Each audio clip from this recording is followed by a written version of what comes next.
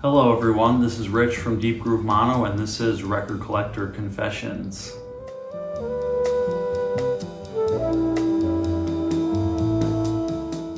I've been giving more thought to collecting vinyl reissues, and this has culminated in me building out a wish list spreadsheet. That has been a lot of work.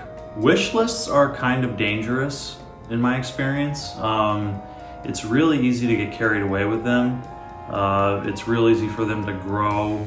There's always this feeling of am I getting a little ahead of myself with all this? For example, like my budget for the month is pretty much spent, and how much time in my life do I really need to be investing in speculating or projecting into the future about what it is that I might buy next? The beauty of the budget system is that it does kind of naturally limit how much of that speculation you do. And, because if you can't buy it that day, what's the point of even looking for it? So that's been helpful. The budget has been helpful in that sense. I decided, I had to kind of put it down at a certain point. It gets kind of crazy. Like you start thinking, well, I guess I kind of want that. Like if I saw that somewhere, I would buy it. So does it belong on my wish list? Like those kinds of things. And like, you got to be careful to not like try to put every single record you could possibly imagine ever possibly wanting on a wish list, because it will just take forever to make the wish list. And then of course you end up shopping a little while you're making the wish list, and let me see what else is in this reissue series. Oh yeah, I wouldn't mind having that. It's kind of like armchair collecting or something, like just imagining what your collection could be. I would say just about every time that I've entertained the idea of a wish list, I've had to like cut myself off and be like, okay, that's enough for now.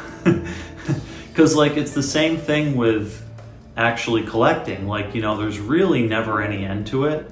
You could probably indefinitely add items to your wish list. Yeah, I think that there's like moderation to be had with wish lists. I don't think that they're inherently evil. I think the idea with a wish list is it should be a modest size. It should be, include the things that you're after currently, of course. I think it's a mistake to try to make a wish list all-inclusive, of course. I think that's what I'm getting at here. There, of course, would be a philosophy of collecting that would say, well, if you go into a record store and you're not thinking about that record, it really isn't that important.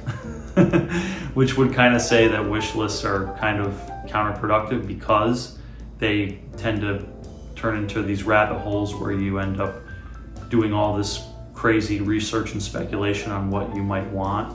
But, I'm always trying to find balance and moderation with things in my life, especially collecting.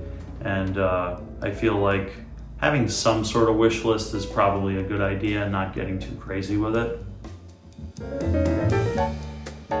On that note, I've been thinking about what jazz reissues I'm after. I decided that I wasn't going to put any Music Matters on this wish list. The main reason is that they're just too expensive. They're almost all out of print, and their secondhand market prices are just completely insane and astronomical and ridiculous and stupid. Really, at this point, almost all records are too expensive if they're not in print. I don't know what's going on where all of these records, including reissues, are just priced insanely high on the secondhand market all of a sudden. I feel like this has really taken off in the last year or two. So right now, the main reissues that I have a shot at are original jazz classics, which are excellent, Japanese reissues because Americans don't want to pay the shipping and I can get them shipped to my girlfriend. I guess also a lot of American collectors have a bias against Japanese reissues because they believe that they're made from a second generation master tape or something. And that might be true, but like I've never felt like, oh my God, there's so much more tape hiss on this record because it's made from a second generation tape or something like that if it's a Japanese reissue.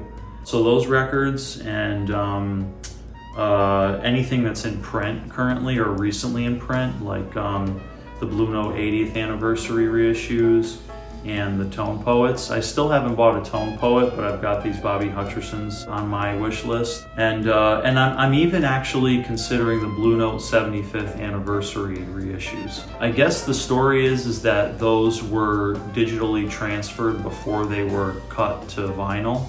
I figured, you know what, they're 20, 25 bucks tops if you find them new in a record store. Of course, if you go to try to buy them on Discogs, they're like, you know, $50, $60, $80, $100 because resellers are idiots.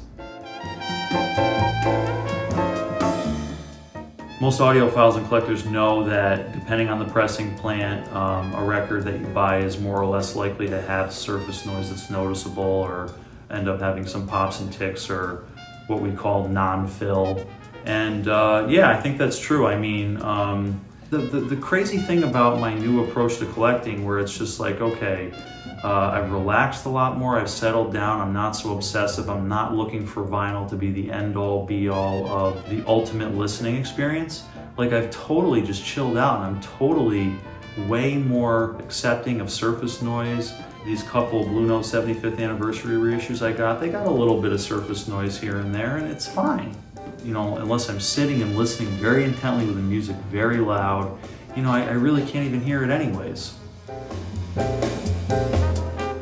Playing a record several times will do what I call dehorn it. So if those grooves are like really tight at first from the press, sometimes like playing the record several times, it seems like it's kind of smooths out a lot of the little sharper edges that might cause a lot of pops and ticks. You know, actually what I usually do when I have a record that sounds a little bit noisy on the very first time I play it, I usually turn off the volume and play it at 45 RPM a couple times, and then I go back and I listen again. Maybe I'll clean it again, and it sounds a lot quieter. As far as wish lists go, yeah, I'm gonna try to, you know, take a break from that and just kind of let it sit as it is, and kind of trying to cut off the whole snowballing of like finding another record and then finding another record and another record that I want. Doing some casual shopping in record stores. I'm probably going to hit up a bunch of record stores I haven't hit up in a while and see what they got for new vinyl reissues. Yeah, so thanks for watching, and I'll see you next time.